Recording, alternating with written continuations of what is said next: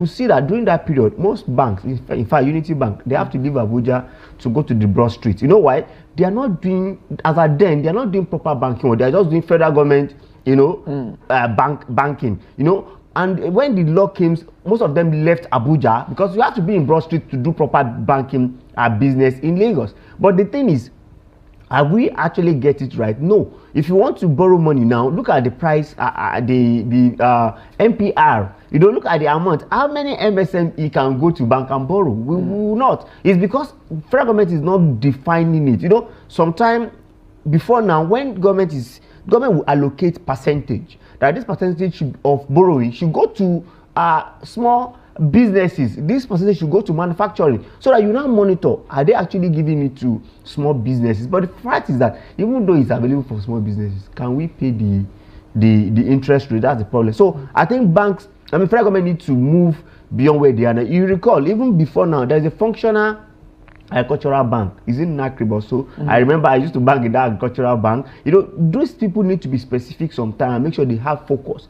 If ideally every bank should have a percentage, even for agricultural, sector, maybe 5% of your borrowing should go to before profit. Farming. People will embrace farming because we know that we have 5%, that must come to us. We embrace, but the way it is now, I think. But before you can actually achieve that, you need to deal with the corruption in the economy. It's a big challenge, and you recall even the one that was supposed to help us was the political borrowing, which is anchor borrower. Most people that actually got it are political, farmers. So many of them are even yet to pay back. Where would they get the money back? They've used the money. That's already. If it's correct farming, by now it would have moved. In fact, I can tell you that during President Buhari, during the anchor borrower, those real farmers who got it, you see that they move in troop to urge. They have more money in their pocket, but things are changing. Indeed.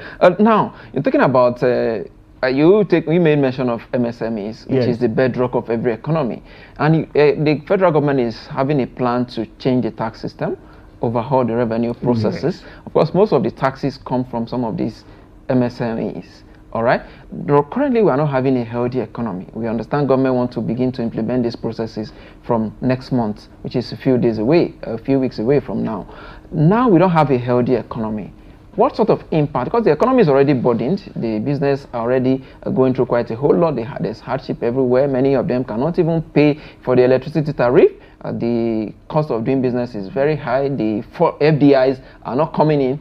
And of course, you're coming up with this kind of, we don't know what it's going to look like, but we're already, given what we've seen so far from this government, we could actually feel that it may likely be not different from what we've seen so far. Right, I think there will be a difference because I read through the recommendations. Farmers and MSM will be excluded. That's part of the recommendation of Ayodele. It's when not the entire MSMEs. Depends on the number of staff that you have. Well, the fact is, if they can exclude people with 50 staff, what again? If you are MSME and you're having 50 people working for you, that means you are supposed to scale up beyond MSME. In fact, you don't need to be called MSME once you have 100 and above. So if they actually implement that as they say, well, the question is how many MSMEs have 50 staff? No. They're saying less than, So what I'm saying is that if you have 49 staff, it starts from 2. Yes, from 2. I understand. If you have 49 staff as an MSME owner, it means you'll be exempted from tax. No, that's what I'm saying now. 50 and above, you have to pay.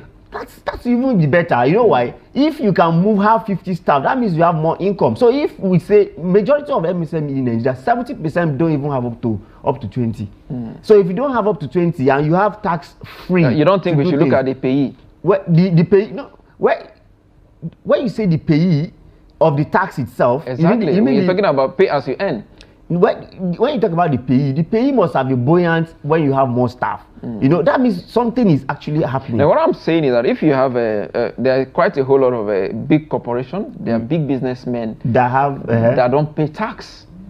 All right, many of them earn so much in terms of revenue. That's why we talk about banks, we talk about the likes of Dangote, talk about the likes of so many big conglomerates, but that are in a way evading tax. Well, that's left for the Ayodele. FIRS and his team, because it's a cheat on our part when big businesses are not paying tax and small businesses are. In fact, most of them are on free trade zone. You could see even Dangote as big as it is. The oil business is on free trade zone. So because even Chinese companies have two free trade zone in Nigeria. But then the thing is this, for to be equitable, you need to tax who you are supposed to tax, not tax, even from what federal government is even saying. From part of why I said I love it, one of the recommendation is that people that are collecting less in civil servants, maybe the 70,000 naira, they will not be taxed for them.